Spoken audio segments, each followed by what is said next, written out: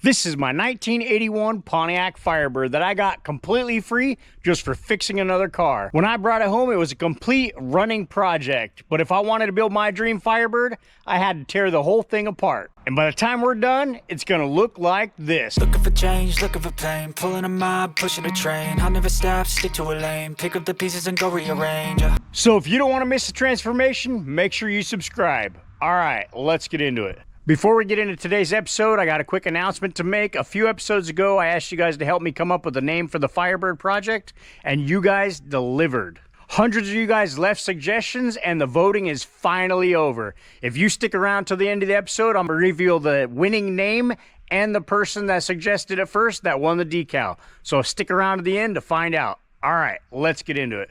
All right, so we're going to pick up where we left off in the last video. So I did a little bit more work on the trunk after I stopped filming because I had to go get gas and all that stuff. And so I went ahead and finished up getting all the patch pieces done in the trunk, hit it with the light coat of Zero Rust. So now I'm going to come in here and I'm going to scrape off all this old seam sealer where it's cracking and stuff back here in the trunk. Get this all scraped out and then get some new seam sealer put down and then get the whole thing shot with some Zero Rust. And then once that's dry, we'll come in and we'll get it lined with all the sound deadener. So let's get in here and get this seam sealer off here and then get on with it.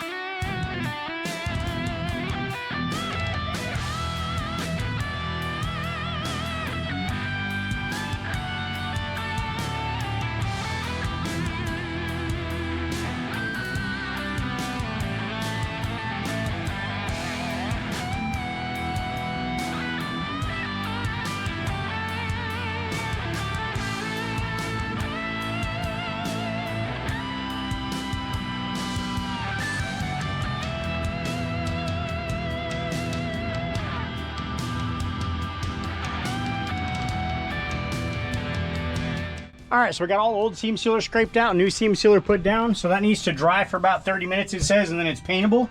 So while that's drying, we're gonna move on to getting the headliner removed because I wanna get the sound deadener on there. And before I do that, there's a dent right here that I need to get out before I end up putting all the sound deadener and stuff on there. So let's get this headliner out of here so we can get that dent removed while that dries. All right, let's do it.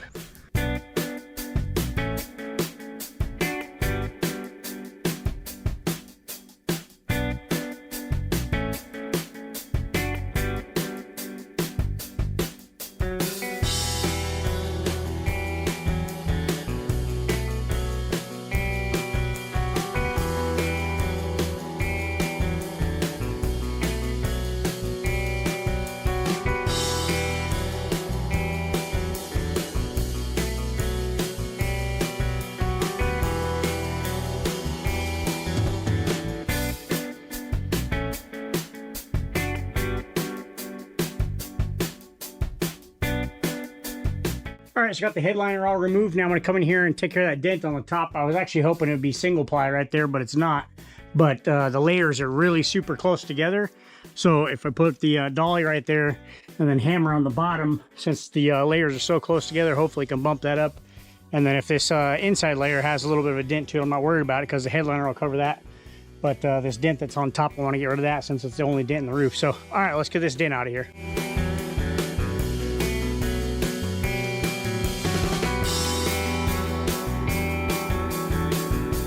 All right, so I got the majority of that dent taken out. It's not perfect, but it's as good as I can get it with a backing layer of metal on there. So when I get ready to sand down the whole car and take care of any other little dents, we'll probably have to come in and do a thin layer of Bonder right there to get it just perfect. So before we do anything else in the interior, the seam sealer back here has been drying long enough that I can get a coat of Zero Rust on here. So let's come in here and get the Zero Rust laid down so that while that's drying, we can work on the interior. All right, let's do it.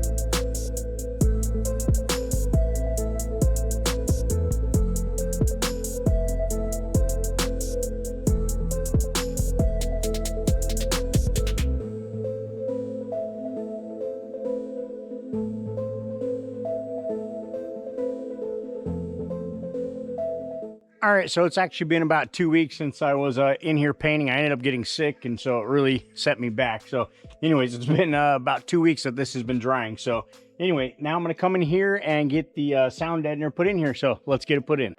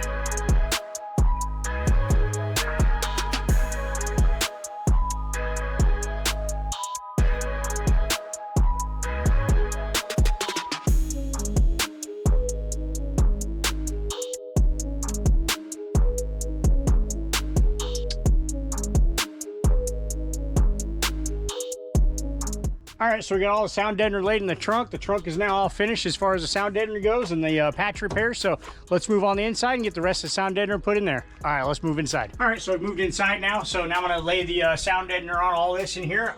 In case anybody's wondering, this brown stuff here is not rust. It's actually the spray glue that they spray on it when they put the juke matting right there that I took off. So I'm not gonna be laying this over top of rust in case anybody was thinking that was rust. So anyways, all right, let's get this sound deadener laid down so that we can move on to getting it on the headliner as well. All right, let's do it.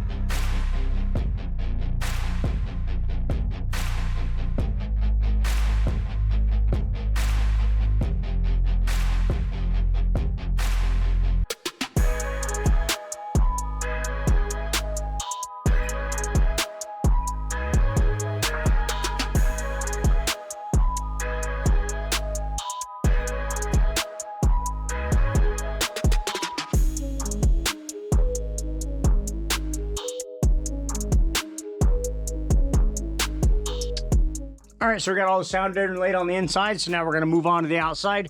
I'm not gonna worry about taking the dash out right now until I get the new dash for it. So anyways, what I wanna do is get underneath and clean up all the surface rust that's on the underside of the, or the backside of the rear tail panel area, and then clean off the rest of the old undercoating that's still attached really well.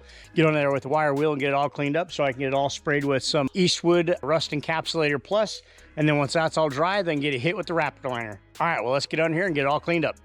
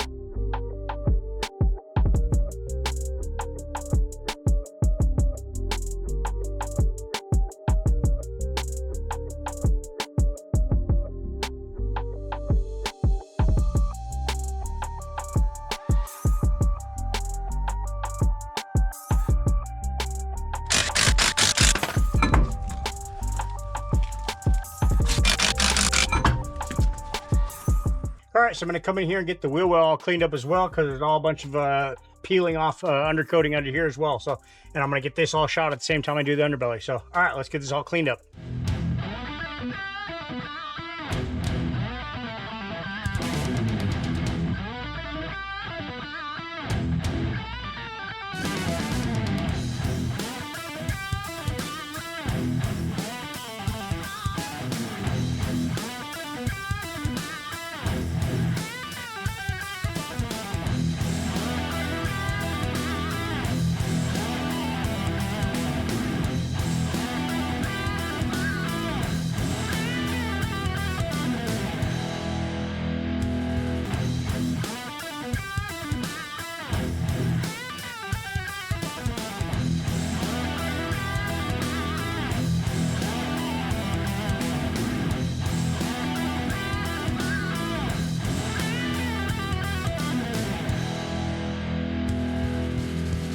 All right, that was a filthy job. As you can see, I am completely covered in crap. So anyway, the entire underside of the car and inside the wheel wells has now been wire wheeled to get all the loose crap off.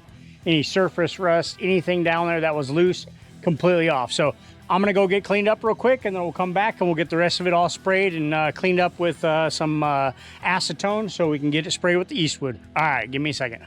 All right, so I'm all cleaned up now. Now I'm gonna get underneath and get it all blown off, get all the loose dust and everything blown off that's sitting there, and then spray it all down with acetone, get it all wiped up, and get ready to spray it with the rust inhibitor. All right, let's do it.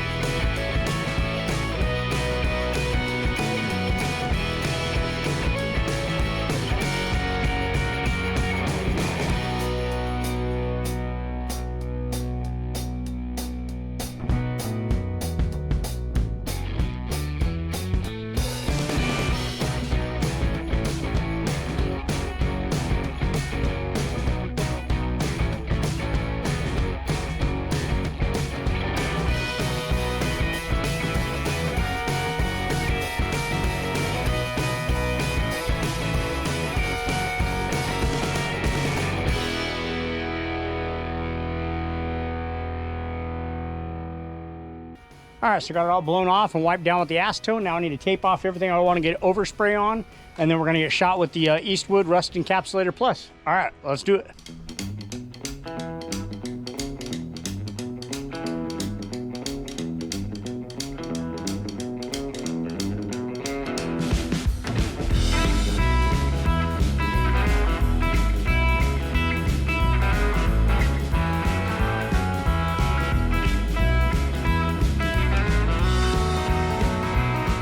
All right, so I got everything taped up and everything. So now I'm gonna get my mask and everything on and get underneath and start spraying it with the Eastwood Rust Inhibitor Plus. All right, let's do it.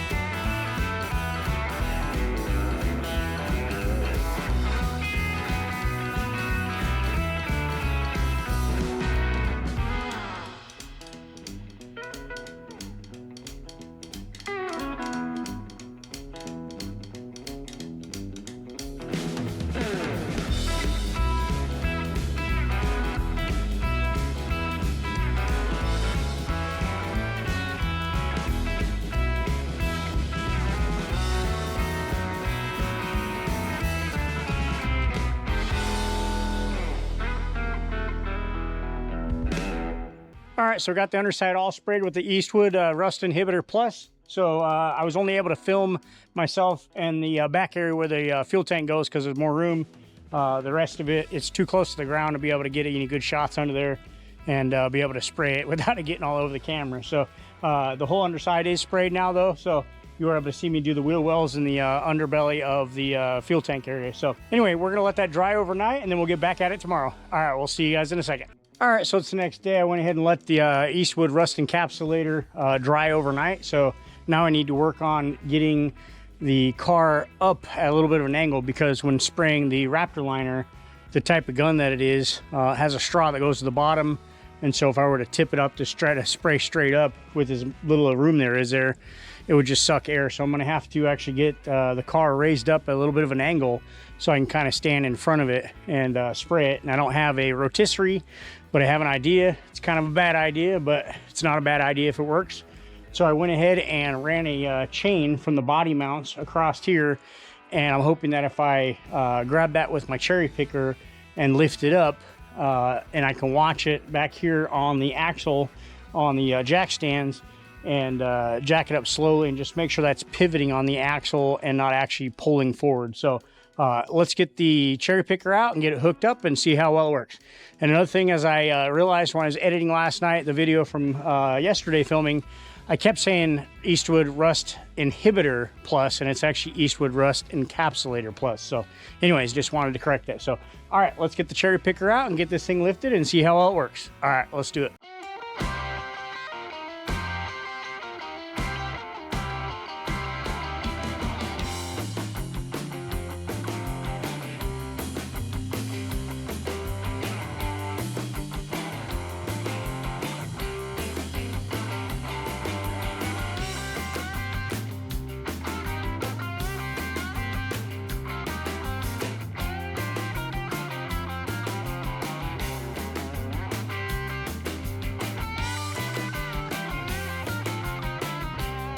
All right, so we got it up in there and it worked. That's about as high as I need to go because I should be able to get a good angle underneath for spraying it and not have the gun tilted straight up and down. So it is pretty sturdy, so I guess it's not crazy if it works. Anyway, so I already scuffed up the bottom of it before I jacked it up. I did that off camera, so everything's been scuffed up a little bit so that the Raptor liner will have a good chance of bonding to it really well as you can see it's kind of got a texture to it.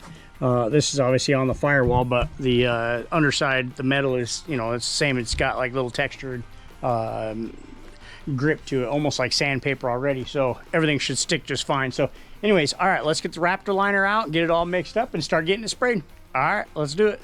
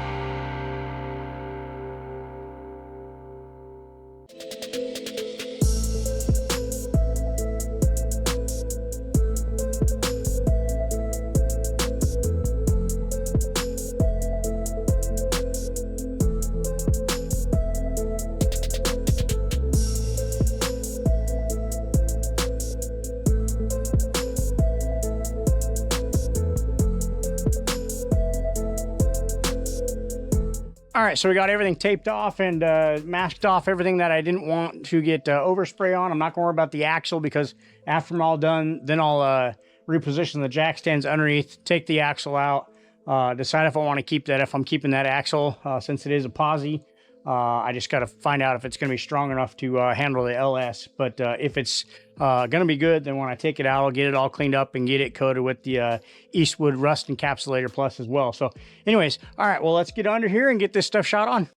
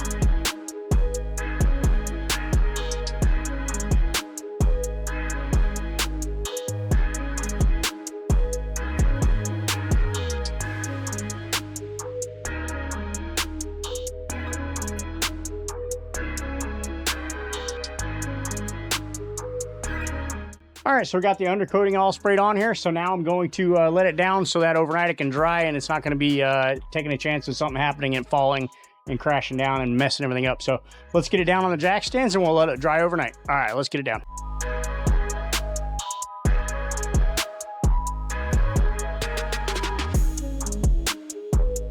Okay, so we got the undercoating and everything done and everything's looking fantastic. But before we wrap this up, it's time to reveal the winning name of the project. A few episodes ago, I asked you guys to help come up with a name for the project.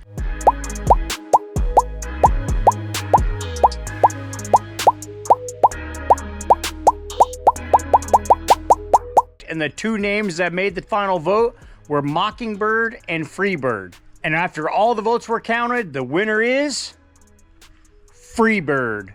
I think it fits the project perfectly, and from now on, that's what the project will be known as, is Freebird. And as promised, the person to suggest the name and win the Firebird decal is Pet My Wookie. And I'm also going to be giving the person that suggested the name Mockingbird first, also going to get a decal, and that winner was, congratulations to Cody Gardner 3701. I'm going to email you guys personally if you have email contact information on your YouTube link there, and I will get your address so I can send these out to you. Thank you to everybody that voted and left the suggestions. I honestly wasn't expecting so many great ideas. All right, that's going to wrap up this episode. I hope you guys like this one. Make sure to like, comment, subscribe, share this one with your friends, and we'll see you in the next one.